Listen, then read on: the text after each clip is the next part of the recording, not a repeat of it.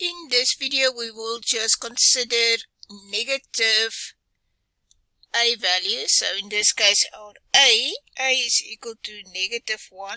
Here we have our mother graph again, and then we compare it to the other functions. So you see I've expanded the table again, and if we look at x equal to -1 and we substitute it in here, we will see we will get a value of -4, which is not one of these values that we want. So let us look at the next value. If I put x equal to 0 in there, I get -0 minus 1 square. That is equal to -1 square, and that is exactly -1, which is the same as that value there. If I put in the next value, x equal to 1, I get -1 minus 1 square. That gives me -0 square, and that is equal to 0. And if I put in x equal to 2, in this case I will get -2 minus 1 square equal to -1 square, which is equal to -1. If I compare the original function, I've included the mother graph here just to remind you about the mirror image about the x-axis. But if I now compare the movement here, I see that I get my -1 again here, and I get my 0 again here, and I get my -1 again here. So in this case, I've taken this x square value, so I've moved 1 unit to the right. So everything moved to the right here, and I will see that on my graph also.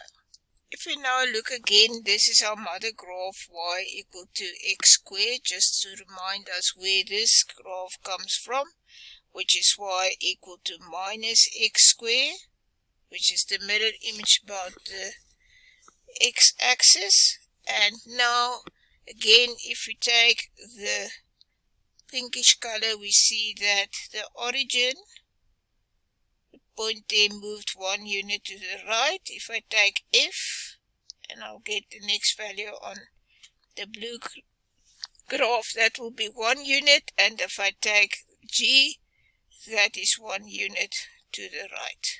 I can put the arrow there to show you the direction. And this is now my graph, y equal to -x minus 1 square. In this case, my p is equal to +1. That's why I've shifted to the right. Let us now consider the function r of x. We see that I've extended the table a little bit, and if I compute the first value here, I'll get -4 plus 3 square. That will give me -1 square, which is equal to -1. If I plug in -3, I get -3 plus 3 squared, and that will give me -0 square, which is equal to 0. If I plug in -2, I get -2 plus 3 square. That will give you -1 square, that is equal to -1. So if I now look at this value here, I've found this -1 becomes -1 there, that 0 becomes 0 there, and that -1 becomes -1 there. And if you measure the distance there, you see it is 3 units to the left. If we again label the graphs, that is y equal to x squared, this will be y equal to -x squared. This was our value, or our function, y equal to -x minus 1 square, and this is our new function now, y equal to -x plus 3 square. Okay, so if I look at what happens with this grayish function here, y equal to -x plus 3 square, then we see that if I measure from O to M, if I move that point to the point M, I have to move 3 units to the left.